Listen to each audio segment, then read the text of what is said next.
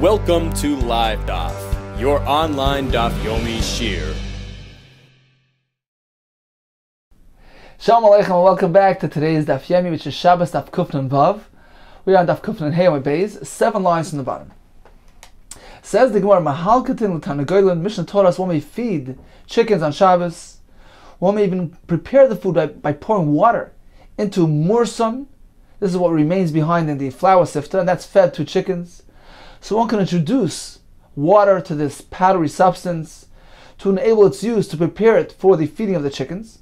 But the Mishnah told us, provided that he doesn't mix this flour with this mursam with the water, which would entail a malacha of lisha, of kneading, which is also on Shabbos. Says the Gemara, Mahalkin Tanagoyim Mechulu, Amr Abai, Amrita Kamei Demar. I presented before Mar, my teacher, who was Rabbah. I asked him, Mas Nisan Mami, our Mishnah, which allows introducing water into this powdery substance without any concern for malacha, whose shita, whose opinion is reflected here? Let's see Rashi. 2 lines from the bottom. Mas Nisan Mami. The Mishnah says, Noisin Mayim L'Seicha Mursan. One may introduce water into this mursan powder, the Nesinas Mayim, because the mere placement of water, Loi Zehu Gibuloi, does not constitute its kneading. It is not a malacha because it's not uniformly mixed, it's not properly stirred, it's not a proper dough that was formed here, and therefore there's no concern of lisha. So whose shita is represented here? Continues the Gemara, 6 lines from the bottom. V'amar li, and my Rebbe responded, Rabbi Yosi bar Yehudi. This mission reflects the shita of Rabbi Yosi bar Yehuda, who maintains that merely introducing water is not considered lisha. The Sanya is related to the Braisa, Echad Noisin Sakemach. If one fellow introduces the flour, Ve'echad Noisin Seichemayim, the second fellow comes along and pours water into the flour, Ha'achroin Chayav, the second person is Chayav, because he has formed a dough, a paste. Despite the fact that it wasn't properly mixed, he has done a malach of lisha. Divrei Rabbi. So this is Rabbi's opinion. Rabbi Yosef bar Yehuda Omer, Einay Chayav Achi Gabel. He's only Chayav if he mixes the two ingredients together and forms a properly mixed paste and dough. So you see that merely introducing water to this would be mutter, likewise in our Mishnah. When we pour water into the mursa, provided it doesn't mix them. Says Dilma, perhaps there's room to differentiate between flour and mursa. Dilma, perhaps Ad kan like Amar Rabbi Yosef bar Yehuda Hasan, perhaps only over there does he maintain that there's no concern with merely pouring water into the flour. Ela kemach. This is only concerning flour. Devar gibalu, because it is meant to be properly stirred and mixed. So since he's merely introducing the water without mixing it, he hasn't yet achieved a proper result, a proper dough. And therefore we don't consider this to be a malacha. Aval mursan, in contrast to mursan, the lav bar gibalu, it's not really meant to be properly mixed together. It's sufficient to merely pour the water in and feed it in its current state to the chickens. So perhaps since he doesn't really need to mix it properly, we would consider this to have achieved its proper goal, its proper result, even by merely pouring the water into it. Perhaps even by doing so, he has done a malacha. I feel Rabbi Yosef bar Yehuda, even he would agree that this is sufficient to constitute a malacha of lisha. Says the Gemara, you can't entertain this. Why? The Sani Beheda was because you clearly learned in the Braisa. A noise in the Mayim Lemursan, the Rabbi. One may not introduce water to Mursan. This is the sheet of Rabbi. Rabbi Yosef bar Yehuda Omer, noise in Mayim Lemursan. One may pour water into the Mursan, so we see that according to him, even when it comes to pouring water into Mursan, we don't consider it to be a malacha by merely introducing the water without mixing it. Tan Rabbanan ein goyvlin es akli. One may not mix up kali. Rashi describes it as flour, which was produced from roasted grains, and they would use this flour as an ingredient in forming this mixture, which contained flour, water, oil, and salt. And this was called shisisa, some sort of formula which was drunk. And the Braisa tells us one cannot mix up this formula. The Yesh Oimim hold that one may mix up and stir this formula. Says the Gemara, Man yesh oimrim. Who is this yesh oimrim which allow mixing this shasisa concoction on Shabbos? Of Rav Chizda, Rabbi Yosi Bar Yehudi. It's Rabbi Yosi Bar Yehuda who maintains that a pouring liquid into a powder is mutter. So you can go ahead and pour the water, the oil, into the flour with the salt. There's no concern when he's merely introducing one to the other. Now what about mixing it? The Brisa says that according to the Shita of Yesh Oimrim Goivlin, you can actually mix it and stir it. How can you do that? Explains the Gemara. V'hani mili. This is said, Hu de mishani. When he does it in a way which is different than the way it's customarily done. Heche mishani. How does he do that? On Rav Chizda al yad al yad, he does a bit at a time. So generally they would do it in large quantities. Since he's doing it a bit at a time, this is derech shini. He's deviating from the norm, and therefore he can do this. Continues the Gemara. Vishavin, all agree, all opinions concur. Sheboichshen es hashasis v'Shabbos. One may stir, one may mix up this shasis mixture that we just described. You can do this on Shabbos. Now, it seems to be a bit surprising, since we just had a machlekes. The Gemara will explain. Continues the Gemara, V'shoisem zeisem ha-mitzri.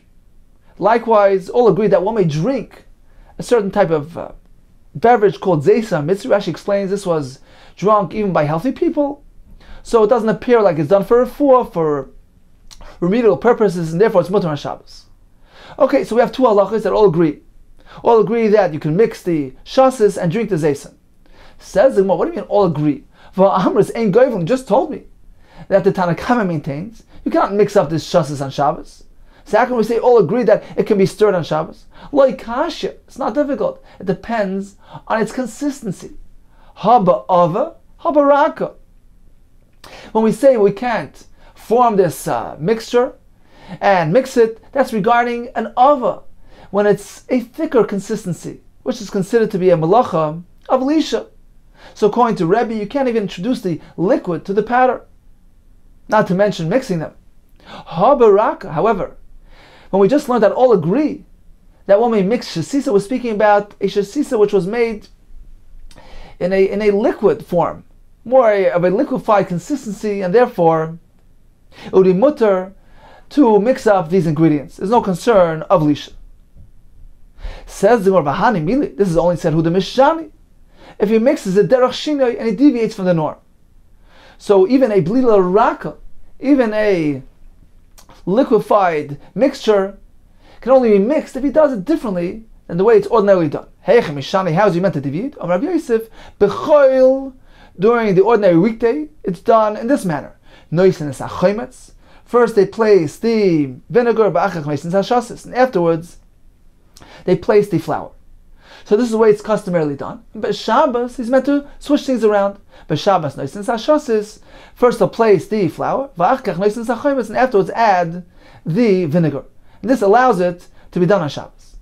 Continues the Gemara. Levi, Brei, the Rav Huna bar Chia. Levi, the son of Rav Huna bar Chia, Ashrichei. So he noticed, Legavla de Beinashi, the one who was preparing the food to feed the animals in his household. So he was the caretaker of the animals, and he noticed that he was doing something unusual. The gavel v'safi le'leturei. He was mixing up the animal feed, the mursan. So he was stirring it, and he was feeding it to his oxen. Batashpe.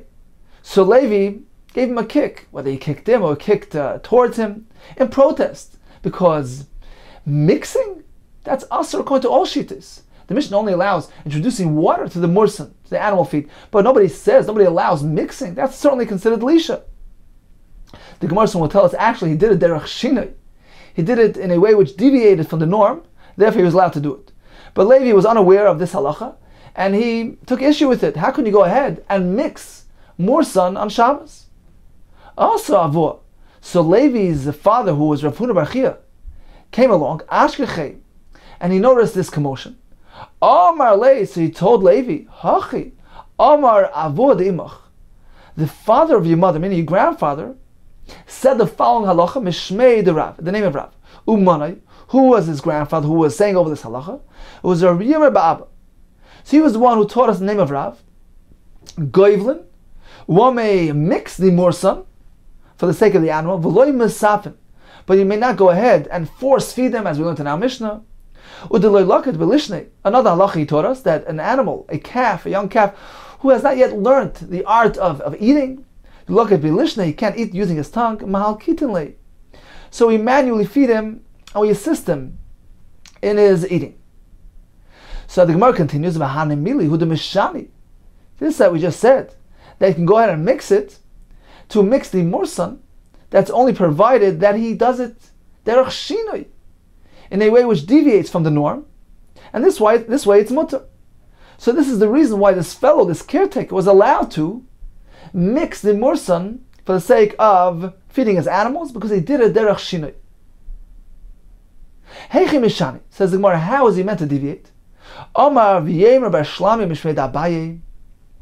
So he said the name of Abaye, shesi ve'erev. So he mixes it, shesi ve'erev, in straight lines, vertically, horizontally. He makes like an X without properly stirring it. So this is a derech shinoi, and the Chazon Ish points out, and we discussed derech shinoi here, we mean to say that the end result of the product will not have the same quality, it won't be the same quality of a mixture when it's done properly. So that is the reason why shinoi allows us to mix things on Shabbos. Says the Gemara, okay, he's going to employ this method, shesi ve'erev. He's not going to really be accomplishing much. But like ma'arav shaper, doesn't get properly mixed when it's done in this manner. Amar Rav Yehuda manar likli. So what he does is he pours it into another kli.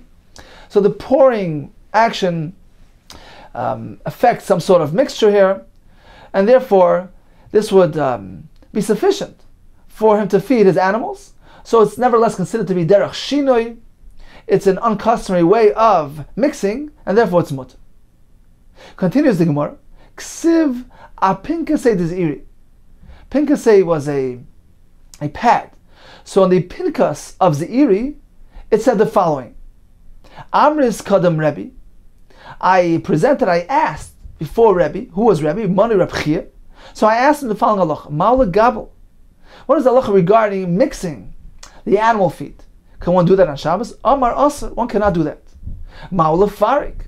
What about transferring food from one animal to the other? Amar Muta, that's allowed. Amar Menashe. We have another halacha regarding animal feeding. Chad kami chad. How much can you feed an animal on Shabbos without getting involved in a concern of tircha, excessive exertion? So Rav Menashe says as follows: Chad kami chad. One container which is ordinarily used to feed his animal. So one container fill he can place before chad. Chad kame chad, before one animal. Trei kame trei. Likewise, two containers before two animals. Shaper dami, that's allowed. Tilasa kame trei, but to add, to feed in large quantities, 3 containers filled in front of 2 animals, aser, that's overdoing it. You can't do that on Shabbos. That's a tircha. Rav Yosef Amar, kav afil kabayim. He can place even a kav, a large amount, even 2 kav, without any concern. Ula Amar, kur, afil kurayim, even a very large amount, a kur, or even 2 kur, is allowed. There's no concern. He can feed, he can be generous. When he gives his animals food on Shabbos, perhaps he's giving him on Shabbos. In any case, he can feed him as much as he wants. Ksiv apinkase de Levi. It was written on the pad of Levi as follows: Amris kadam Rebbe. I complained before Rebbe. Umanai, who is this Rebbe referred to here? Rabbeinu HaKadosh. This was Rabbeinu HaKadosh, Rabbi Danasi, who composed the Mishnayos. So I complained to him, Al Davu Gavlin Shasisa Bevavel. I complained to him regarding those people in Bavel who would mix this shasisa recipe containing flour and water. How can they do that? It entails a malacha. V'havat savach Rebbe. Rebbe would cry out in protest. Umanoi Rabbeinu HaKadosh. This was Rabbeinu HaKadosh. Al Davu Gavlin Shasisa. As a result of these people who would mix the shasisa, some Gershas actually take out these words. In any case, I complained to him by presenting this fact, and he cried out in protest. V'leis d'shmiele, and nobody paid attention to him. V'leis chela b'yadei l'meiser, and he really had no authority, no ability to make this thing aser. Why? Because they were following the shita of his opponent. But Rabbi Yehuda, they were following the shita Rabbi Yehuda maintains that one may introduce water into this flour. That's okay. And when it comes to mixing this mixture, he may do it provided he does it derech shinoi. He deviates from the normal way of doing it. Therefore, they had a basis for their practice, and he had no ability to protest. So in summary, regarding mixing flour with water, Rebbe holds merely introducing the water to the flour would be also. Regarding mixing, the Gemara says when we're speaking about a blila raka, a mixture which has a liquefied, looser consistency, even Rebbe would agree, you can mix that, provided that he does a derech shinoi. The opinion of Rabbi Yisrael Yehuda is that merely introducing water into flour is mutter. That's not considered to be a properly formed dough. There's no malach of lisha. Once he does that, he can proceed and mix it. Even if it's a thick dough, a mixture of a thicker consistency, a blila ava, he can mix it provided that he does a derech shinoi. And certainly when it's raka, when it's of a looser, liquefied consistency, one can mix it derech shinoi. Continues the Gemara. The following was recorded on the pinkas, on the tablet of Rabbi Shlomo Levi. Now we all know that there are no two people in this world that have the same exact nature and personalities. Hashem endowed us all, each one of us, with our unique, special personality, nature, character traits. We all have our midas, which we're meant to recognize and value, because that affords a person the opportunity to develop himself, to grow, to channel his abilities in the right direction throughout one's lifetime. Now, what was recorded on the tablet here was an interesting point, that by and large, a person's nature, his pre-programmed nature, will reflect the nature of the day, of that specific day of the week that he was born on. So let's proceed and begin with Sunday. Hayman de Bechad B'Shava. A person who was born on Sunday, Yeh Gvar, he's going to be a person who's going to be dominated by one specific, one particular character trait, which the Gemara soon will describe as the trait of leadership. Just like Sunday, who is the leader of the week. So he'll be dominated with this midah. V'loi chadabei. He will not have any other midah.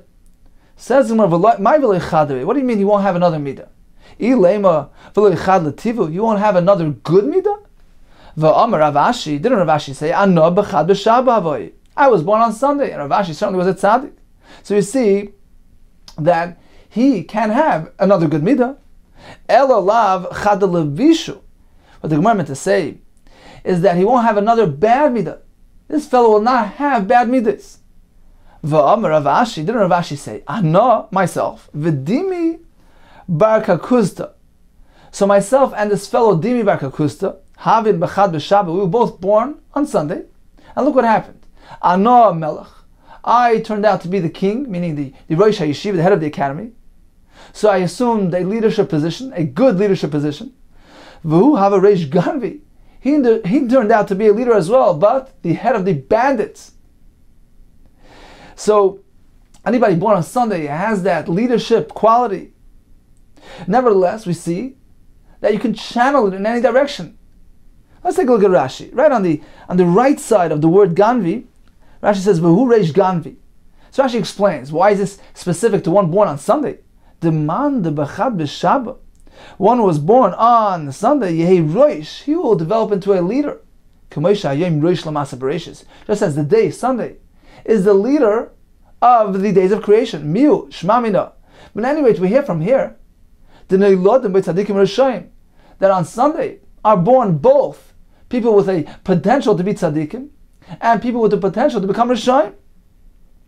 Says the Gemara, Ella, rather, what we meant to say is as follows. A person born on Sunday will be all or nothing. El ikuli letivu, he'll be either entirely good, ikuli lebishu, entirely bad. As we see here that Rav Ashi assumed a good leadership post. He became the Rosh HaYeshiva, as opposed to this other fellow Dimi, who turned out to be the head of the bandits, entirely bad.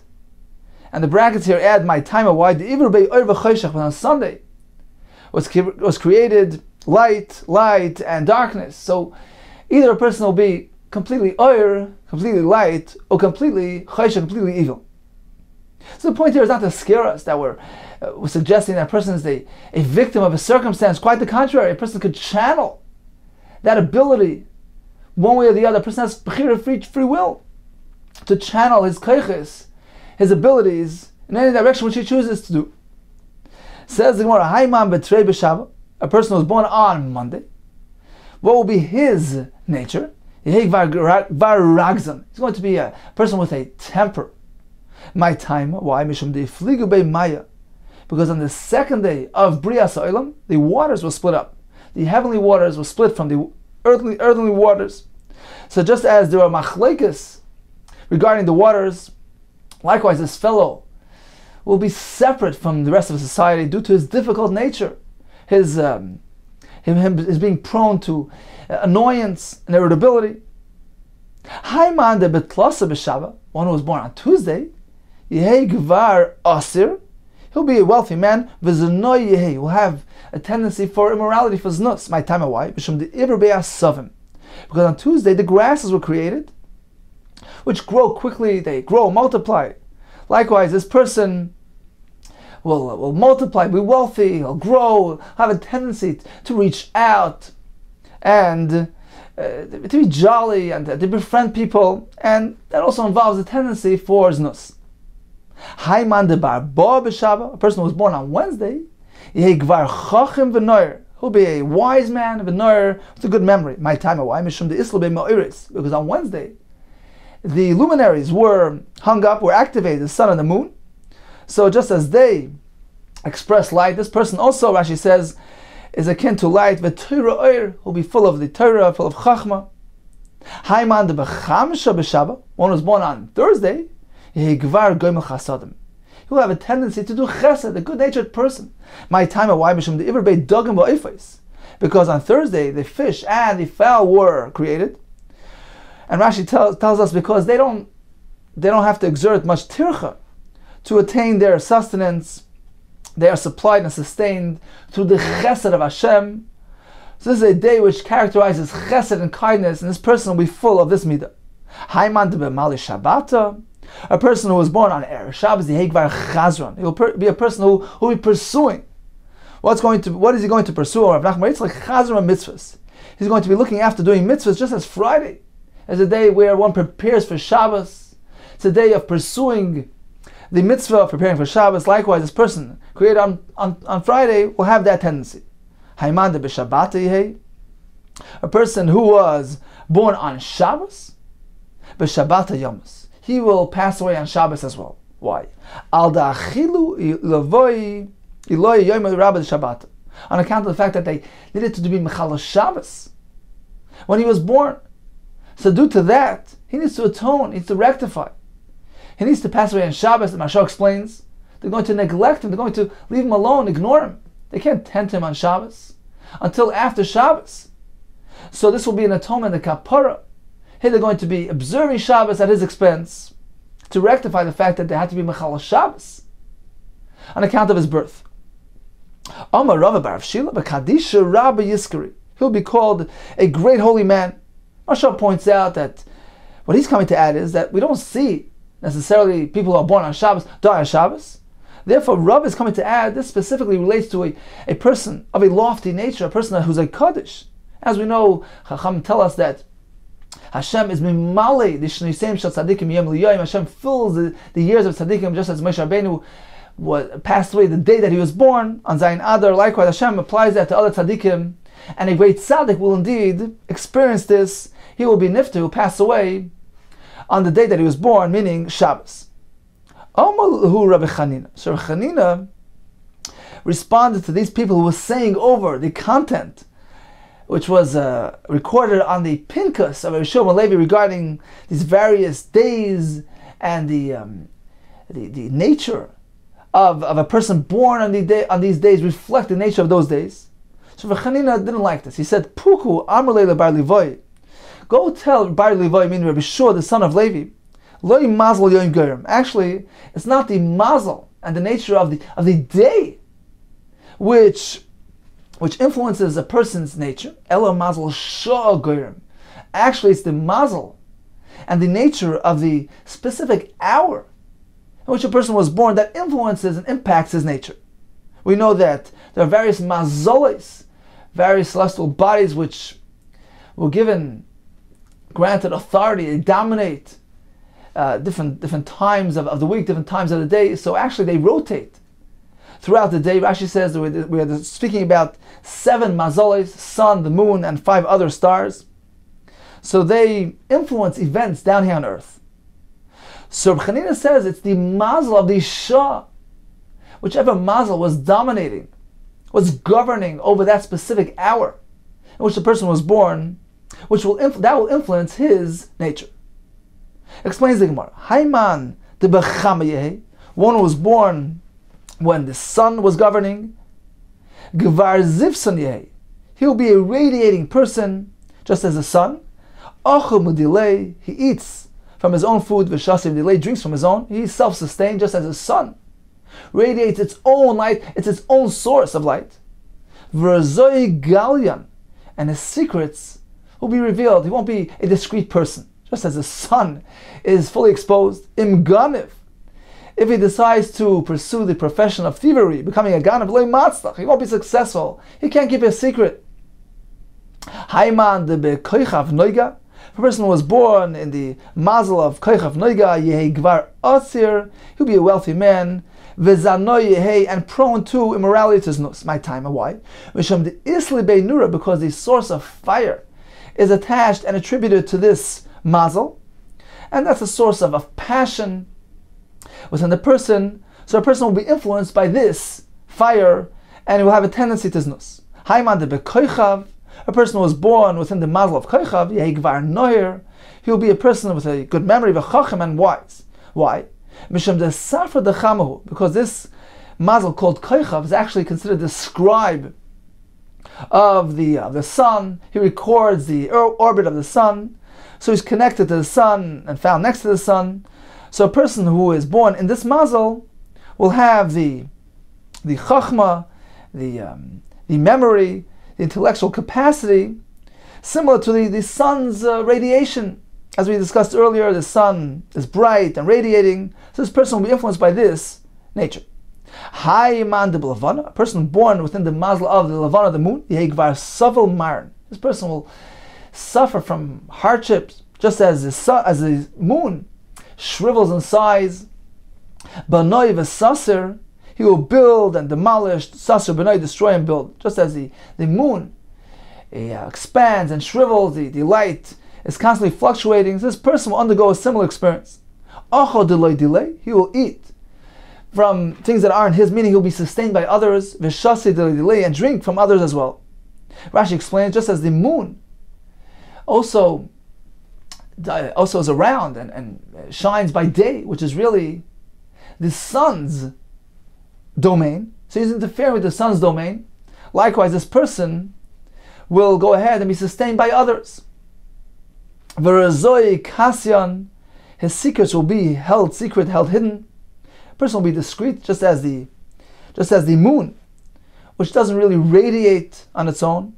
Im ganav, if he chooses to steal, to pursue a career as a thief, matzlach, he'll be successful due to his secretive and discreet nature, which is just perfect for this type of field. Hayman de Shabsoi, a person who was born during the mazel of Shabsoi, which is Saturn, Yehigvar, he'll be a person machshav de betel, whose machshavas, whose plans will become batal, nullified, will have a difficult time planning successfully. Just as Shabsoi is similar to the word Shabbos, which denotes ceasing and resting. Some say it's actually to his benefit.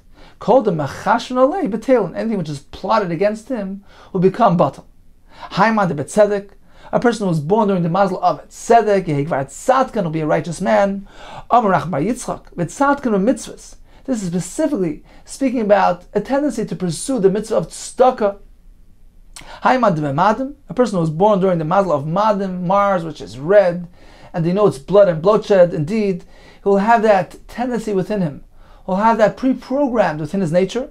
Yehigvar ashadam, will be a person who spills blood. Now, just like the other things mentioned, this is merely a predisposition, but not a predetermination from above on how exactly a person will apply his inborn talents and tendencies. He has full choice, he has full bechira, free will, to channel his abilities one way or the other, to use it for mitzvah or avera, as Rav Ashi will explain. Rav Ashi, umna. If he chooses, he could be an uman. This is the professional bloodletter who will help people, be a doctor. Ganva, or he can choose to be a ganav, to kill people. Tafcha, or to be a sheichet. Moyla, or to be a moyl, to apply his talents to mitzvah use. So you see that what Hashem endows a person is with merely the raw ability, in order for the person to channel it, to direct it to the right direction, either to be used for good or for bad.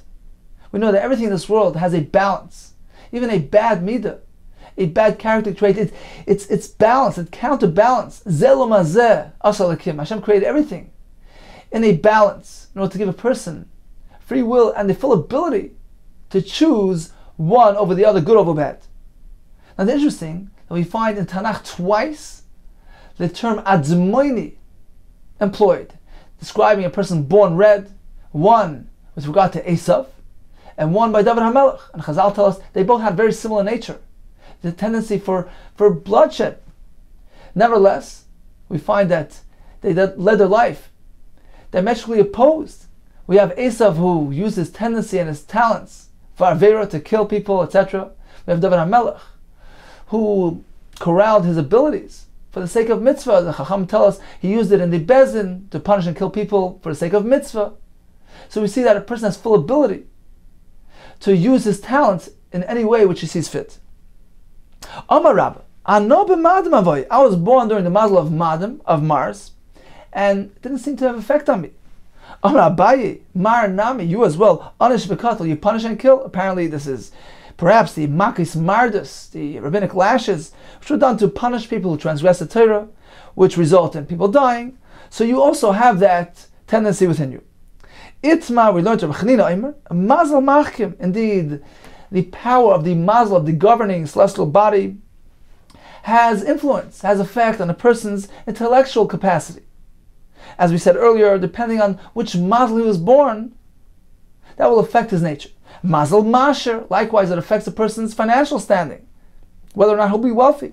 V'yesh Mazel Yisrael. And indeed, the mazel affects Klal Yisrael. It's inevitable. Hashem set it into the laws of nature. There's no way out of it. Rabbi Yechon Amar, Ein Mazel Yisrael. No. Klal Yisrael is a supernatural nation, living a supernatural existence. We have the ability to rise above the laws of nature, to rise beyond the influence of the mazolis. We could even change our inherent nature, which was dictated and preordained by those mazolis. Rashi says through tefillah, through schusim. Ein Mazel Yisrael. Says the Gemara, Va'azor Rabbi Yechon Tamei. Rabbi Yechon follows, is compatible with his opinion stated elsewhere. The Amar Rabbi Yechon. Minayin, how do we know that in Mazel Yisrael, that Klal Yisrael can rise above the reach of the celestial powers? Shenemar, as the pasuk says, Chayamar Hashem, so said Hashem. El derech hagoyim al tilmadu. To the ways of the goyim, don't learn. Umeoises hashemayim al techatu. Don't have any fear regarding those signs that are contained in the heavens. Ki chatu hagoyim mehema. Only the goyim have fear from these things because they are directly controlled by the laws of nature and physical phenomena. Hey mi'echatu, they have fear. V'lo Yisrael, and not Klal Yisrael, who can actually control and bypass and change the laws of nature. V'af Rav Savar. Rav as well also holds Ein Mazel Yisrael, the Amar Vidam Rav. Minayin shein Mazel Yisrael, how do we know this? Shenemar v'yoytze oisei achutz. Hashem took Avraham Avinu outside. Now what was demonstrated by doing this? Amar Avraham v'Hakadosh Baruch Hu. Avraham presented before Hashem as follows. Ribono shel olam. Ben beisi yoresh oisi. Will the caretaker of my home, meaning Eliezer, will he be the one to be yoresh me, to inherit me, and not my own child? Amar lo lav. Hashem responded, no. Actually, it's going to be your own child. Ki im asher yetze mimeyecha. Your own child will inherit you. Amar lefanav ribono shel olam. So Avraham responded back to Hashem, Ribono shel olam. How can that be? Nistagkalti b'stagninu sheli. I've taken a look at my heavenly constellation, at my mazolis. Ve'eni roi lohelit ben. And according to the laws of nature, I'm not capable of bearing a child. Amar leis, Hashem responded, leave that alone. Ignore that. Tzei mistagninu shelcha. Go out. Leave the confines of the mazolis, of the laws of nature. You're beyond nature. Ein Mazel Yisrael. You rise above the laws of nature. My daitach. What is your concern? The Koi Tzedek B'Mar, because the Tzedek, the Mazel of Tzedek, which you were born, is situated in the west. Rashi says it's a Makom Mitzunan, a cool place, which doesn't facilitate childbearing. No problem. Mahadarna. I will turn it around and position it in the east, a warm area. And indeed, this will enable you to have children. And that is the pshat in the pasuk, Mi heir mi Mizrach Tzedek, who called out from Mizrach to Tzedek, Yikra'eu l'ragle, and called him on the account for the sake of Avram Avinu. Hashem switched around the mazoles, tweaked the laws of nature in order to allow Avram Avinu to have children. So we see that Yisrael rise above the laws of nature. And our very existence, Yitzchak Avinu, came about through the usurping of the laws of nature. Continues the Gemara. From the following episode involving Shmuel, we also see this concept of Ein Mazel Yisrael. That a Yisrael, a Yid, has the ability to rise above the laws of nature. It says the Gemara, Shmuel va'avlat havu yasvi. Shmuel and his fellow Avlat, who was a non-Jew, but was a Chacham and a stargazer, so they were sitting together. V'havu ka'azli hanach inshila agma. And they noticed these people going towards the swamp to cut some reeds. Amalei Avlat to Shmuel. So Avlat turned to Shmuel and he said, Hi Gavra, this particular person there, Azav Eliasi. He's going to go but not going to come back. Turk lechivya umayis. A snake will bite him and he will die. Amalei Shmuel. So Shmuel responded and negated this. Ibar Yisrael, if he's a Yisrael, Azav v'asli. It's very likely that he's going to go and come back safely. Adi Yasvi, as they were still sitting there, Azav v'asli. Indeed, this person went and came back safely. So Avlat was quite surprised. Come Avlat, so Avlat got up, shadli letune, and he threw off this person's load, his reeds that he was carrying. Ashkach be'chivya, indeed he found a snake within it. The pasik v'shadi b'tati guvi, which was cut up and lying in two pieces. So indeed this person encountered a snake, as per Avlat's forecast. But due to the fact that he was a Yisrael and must have done something really great, he was able to usurp and rise beyond the laws of nature and was miraculously saved. Amalei Shmuel, so Shmuel was curious and he turned to this person and he said, My Avdus, what special thing did they do? Amalei, this person responded, Kol Yoima, every other day, on an ordinary day, have a marminan rift about that day. We would collect the bread, put it together in a basket all together. So this was the agreement amongst our group members. V'achlinan, and we would eat together. Ha'idna, at this time, meaning today, have'ika chad minan, there was this one person amongst us, he couldn't afford, he didn't have bread to contribute. Havaka mirsif, and he was very embarrassed. Aminalu, so when I saw that, I responded, I said to them, look, I'm going to be the one, the collector. Anoka imna v'armina. I'm going to be the one that's going to get up and collect the bread in the basket. So what did I do? Kimatoy l'gabei. When I came to this fellow, Shavoy Nafshoy, I made myself appear. Command the Shkilu Mine, as though I'm taking some bread from him. And really, I contributed my own bread. So the person does not incur shame. Armalei, so Shmuel said to this person, Mitzvah Avdis. You did this great mitzvah. And indeed, this was the cause of this person experiencing a nace. So he was able to rise above the laws of nature, which had forecasted for him a death due to the snake bite. Nofak Shmuel v'darsh, as a result, Shmuel went out and he taught Tzedakah tatzil memavis. This is a pasuk in the Mishlei. Tzedakah saves a person from death.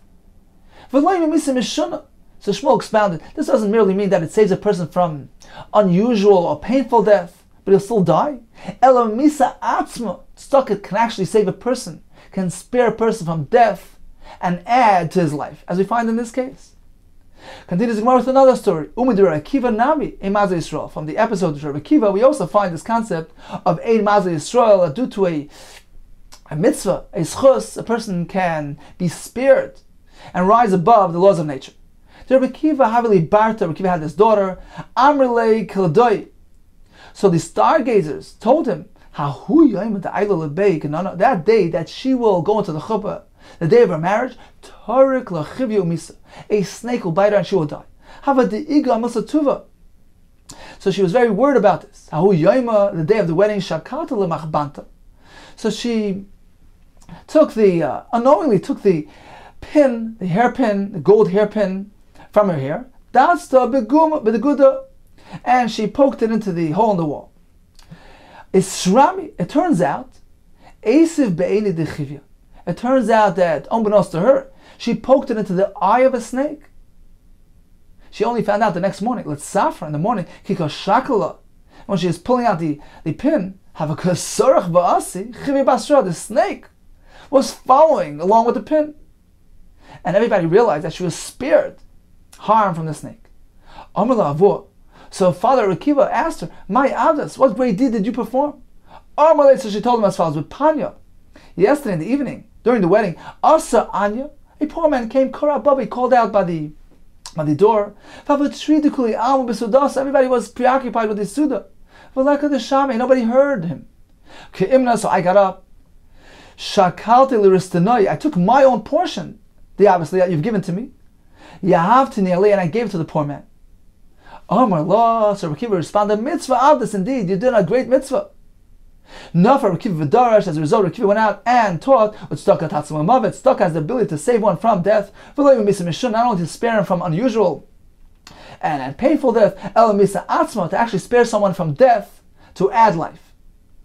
Continues more with another story. From the following story involving Rav Nachman Yitzchak, we also find this concept.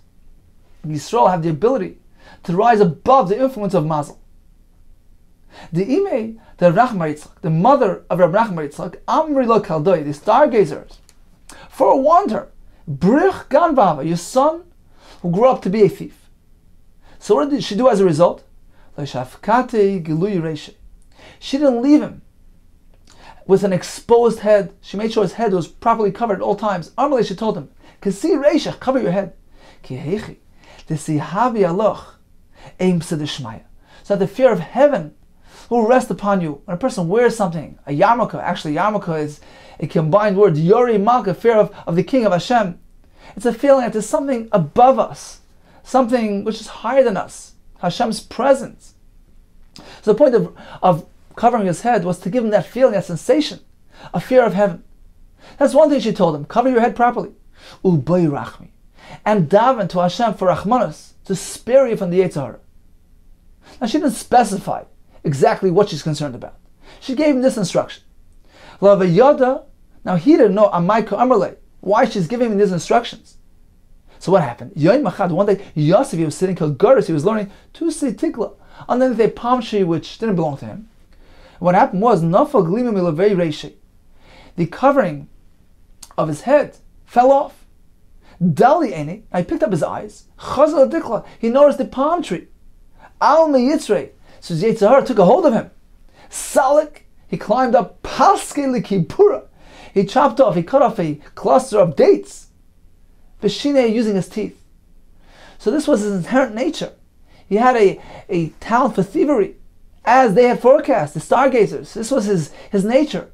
But a person has the ability to overcome that through Yiras Shamayim, through Tefillah, to control that nature, rise above that nature, and become a tzaddik. And indeed, we see from here, Ein Mazal L'Yisrael.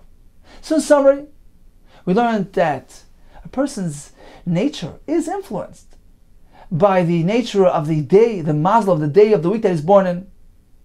As the word proceeded regarding Mazel Shah, the specific star, the sun, the moon, whatever is governing and controlling that hour. One sheet of the Gemara said, Yesh Mazel Yisrael. Inevitably, even Yisrael are affected by the Mazalis. Rabbi Yechon maintained, Ein Mazel Yisrael. We have the ability to rise above the Mazel and change the Mazel. Through Tefillah, through Schusim. The Gemara brought a right from Rabbi Avinu, from the story with Shmuel, from Rabbi Kiva's daughter, and from Rav Nachman Yitzchak. Continues the Mishnah. One can chop up the melons before the animal. Chop up the carcass before the dogs. Now, although these things were not designated for this purpose, there's no concern of muktzah. Rabbi Yehuda, it's muktzah. If this animal was not yet dead before Shabbos, in which case it was meant to be used for human consumption. It was not designated, prepared to be fed to an animal. So you can't use it for this purpose. Asura, because it's not prepared for this purpose. Let's see Rashi inside. Around 19 lines from the bottom. Masnissen, es hadluin, so you can chop up these melons. Hadluin hatlushim, detached, of course, not attached to the ground. So he's chopping up detached melons. Umiu. However, there's a concern. Why? Staman lavalu machal behemakami. The presumption is that they're not designated, prepared to be fed to animals. El adam, they're meant for human consumption. Likewise, the Mishnah says you can chop it in a nevela. Shenis nabla hayom, which became an nevela today. Ubin hashmashis, however, at the onset of Shabbos, hoysay medes la'adam, it was designated for human consumption. It was not meant to be fed to animals. Despite these reservations, the Tanna Kama does allow them to be prepared for an animal, to be fed for an animal. Rita says no. So this is the general machlokes between Rabbi Yehuda and Rav Shimon when it comes to muktzah. How broadly do we apply the concept of muktzah? Rabbi Yehuda says something which was not prepared is considered to be off limit on Shabbos. So if this animal at the onset of Shabbos was not prepared for feeding to animals, to dogs, was meant to be fed to humans, it's considered to be unprepared for this purpose, and one cannot use it on Shabbos. Tanna Kama maintains no, because he is the sheet of Reb Shimon, who does not have such a broad application about muktzah. He says the only thing which is inherently useless is muktzah. But something which is useful but merely lacking designation was meant to be fed to humans. Now he'd like to feed it to his animal, that's okay. That's not considered to be muktzah. Continues the Gemara. Itzman we learned. Amar Allah halach Rabbi Yehuda. The halacha follows, we rule like Rabbi Yehuda with regard to this broad application of muktzah. It's lacking preparedness, it's muktzah. V'af Rav savar. Halach Rabbi Yehuda. Likewise, Rav also holds like Rabbi Yehuda. How do we know that? Midei karchi zuzi. From the halacha regarding the mats, karchi are the mats, zuzi, which were meant to cover over the merchandise in the ship. So it was designated for commercial use. So even though it can be used for other purposes, since it's lacking designation for other purposes, it's designated for commercial use, it's off limits and muktzah. The Rav Asa, Rav says this thing is Asar, in accordance to Shitz of Yehuda. Ushmol Shari, Shmuel says it's mutar since it still can be used for other things. Just the mere fact that he designated for commercial use doesn't make it muktzah. So you see clearly that Rav holds like Rabbi Yehuda. Va'af Levi savar. Likewise, Levi also holds halach Rabbi Yehuda. How do we know that? Ki ha, the Levi, as we find in the following custom of Levi, the Levi kavu maisi trei fasel kamei b'yoyim hatava.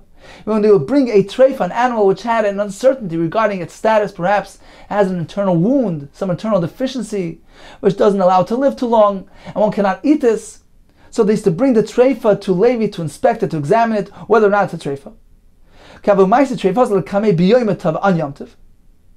Lo yahav a chazile, he would refuse to take a look at it. Lo yahav a chazile eliki Yosef akil kalisa, unless he was sitting on the pile of trash. Why? Because just in case it will turn out this animal is forbidden, is a treifa, he won't have to carry it, he won't have to move it. The Amar, because he said, Dilma perhaps loy miskasha, it won't turn out to be kosher. Va'afilu klav mechazia, and it won't be suitable even to be fed to dogs. Why? Because at the onset of Yom Tov it was meant to be used for human food. It wasn't designated for klavim. Therefore, even now, when it turns out that it's not suitable to be eaten by a human, it's treif, you can't go ahead and feed it to the dogs because it wasn't designated for that purpose. So we see that Levi incurs with Rabbi Yehuda's shita in muktzah. Ushmol amar halach Reb Shimon, va'af Ziri savar. Likewise, Ziri holds halach Reb Shimon that merely lacking hachana preparedness does not make it muktzah. This nan, how do we know that Ziri concurs with Reb Shimon? As we learned in the following Mishnah, Behema Shemesa, an animal that died on Yom Tov, Lo yizezenu mimkoyma, you cannot move it from its place. V'tergum Ziri, and Ziri concluded, interpreted, that this Mishnah is speaking of Behemas Kachim, an animal which was a carbon, in which case, once this animal dies, it's totally useless. You can't feed it to a dog, therefore it's muktzah. Aval b'chulin shaper dami. But when it comes to a chulin animal, a non-kodesh animal, even if the animal dies on Yom Tov, it's not muktzah, because you can feed it to dogs. And this is despite the fact that at the onset of Yom Tov, at the entry point of Yom Tov, it was designated for human consumption. It wasn't prepared for the animals. Nevertheless, this is not considered to be muktzah. So you see clearly the Zeiri concurs with Reb Shimon. But Rabbi Yochanan Amar, halacha ki Reb Shimon, that lacking hachana is not muktzah. Okay, time for a brief review of today's daf. We began with a discussion regarding the malacha of Elisha, kneading, mixing together, for instance, flour and water. According to Rebbe, one can't even pour the water into the flour. That is already considered to be creating some sort of mass, which is considered lisha. Mixing that would certainly be aser. What about mixing, being megavel, something which is raka, a mixture of a looser consistency? That would be mutter, provided he does it differently in the way it's ordinarily done. That's mutter through shinoi. Rabbi Yehuda holds, when we pour water into flour, since it's not a uniform mass, he's not properly mixing it, that's not considered to be a malach of lisha. One can even mix that mixture, provided he does it derech shinoi. And certainly when it comes to a liquefied mixture, certainly that's mutter to be mixed, derech shinoi. The Gemara proceeded describing the human nature, which is influenced and affected by the daily mazel, by the hourly mazel. And the Gemara brought many opinions that hold ein mazel Yisrael, that Yisrael have the ability to overcome and rise above the laws of nature. We continued with the Mishnah and the Gemara, which told us that something which wasn't prepared to be fed for dogs, for instance, this animal that died on Shabbos, so it's lacking achana, according to Rabbi Yehuda, it's aser, considered muktzah, according to Rabbi Shimon, it's mutter. Now, on the topic of Ein Mazel Yisrael, I read a beautiful story about Rav Moshe Feinstein, who was renowned for his extreme humility, savlanus, and tolerance. In fact, there was once a story that he had purchased a new shas, and one of his students accidentally tipped over this inkwell containing blue ink all over the Gemara, and they were gripped with fear regarding his impending reaction. Rav Moshe came over and nonchalantly responded, "Oh, I like the color blue." And they marveled at his reaction. And somebody actually approached him and asked him whether he was born perhaps with this tolerant nature. And you know what Rav Moshe said? Actually not. Quite the contrary. He said, "I was born with a very strong tendency for anger and annoyance, and I worked hard at it. And he transformed it. He changed his nature, and now became a person with utmost sablonis and tolerance." Ein Mazel Yisrael.